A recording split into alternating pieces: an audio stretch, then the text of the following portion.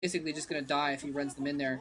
But nonetheless, he seems intent on running in and taking turret shots with that shuttle, regardless of whether or not he can do anything with the Dark Templar. He's looking, searching for an opening, running around the entire perimeter of Classic Space, searching for some kind of an opening, and he's not finding it. Those Marines coming over here just in the nick of time to protect from any sort of side hit there. Otherwise, I think those Dark Templars could have fit in that little spot there.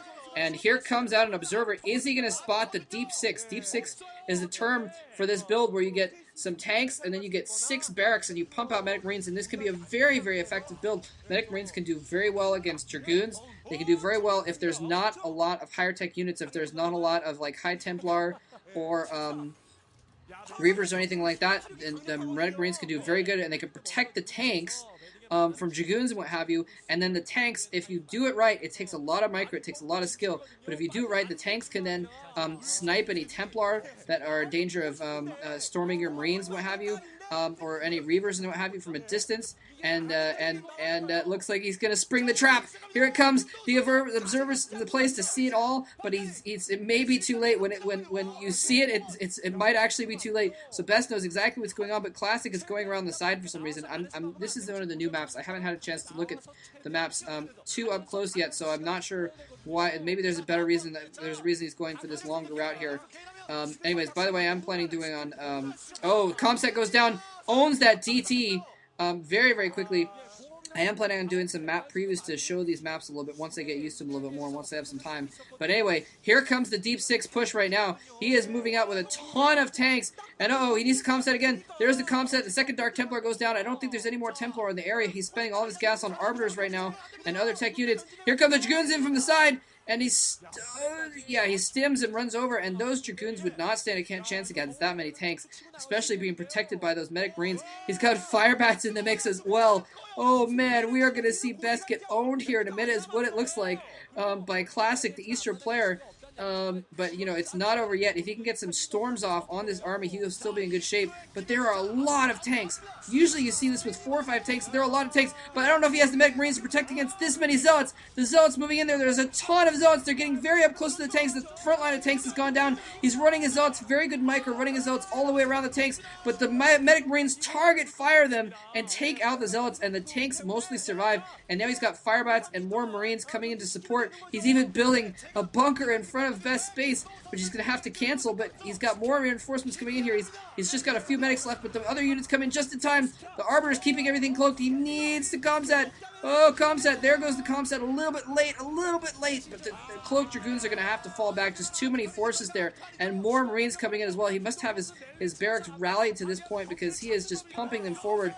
Another SCV is in the mix. He's going to build a bunker here, and he may have just sealed BeSt's fate. BeSt looking a little bit unhappy there. I think he kind of knows that he's in for trouble, that he is not in a very good position right now, and this push looks like it's going to work, and he does not appear to have the high-tech units that he needs. He's gone for the Arbiters, so he doesn't have Storm right now. He never went for Reavers or anything like that, and now his secondary Nexus is getting shelled, and I think this is going to be the killing blow, but even if it is not, if he's able to take out that Nexus, then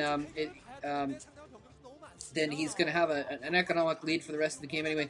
BeSt has actually dropped a probe outside of his base. He may try and get a ninja expansion in the bottom right area or something like that, or the 6 o'clock, because maybe he thinks he knows he's going to lose this base, and if he can get a second base and do some kind of counterattack, do some economic damage, he can still win the game theoretically. I mean, it's not completely over yet. BeSt, when he's on his game, he is on his game. He is capable of some really strong play.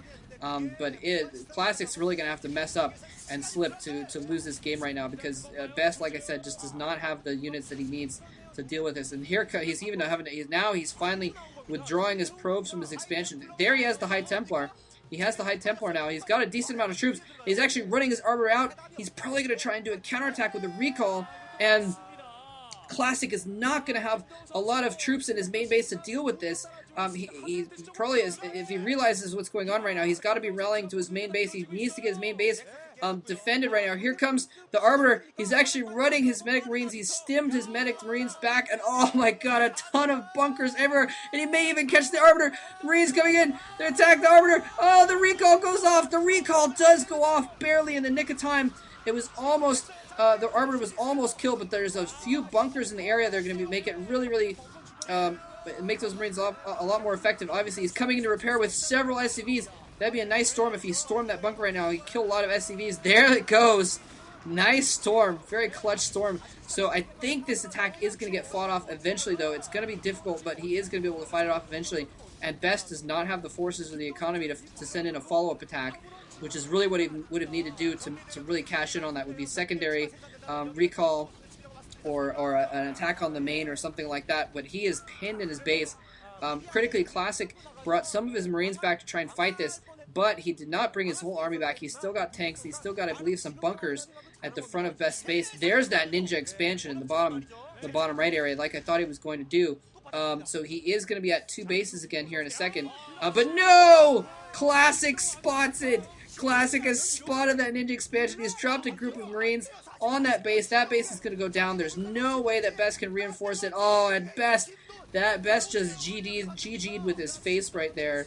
And unfortunately, I don't mean that he bashed the G key with his nose a couple times. I mean, you could see it in his eyes and his expression that he knew that he had pretty much just lost any semblance of hope in this game. He's still going to keep trying. He can still hope to get a lucky recall off and do enough damage that that he can get back in his game somehow. But he is just, look at that front door.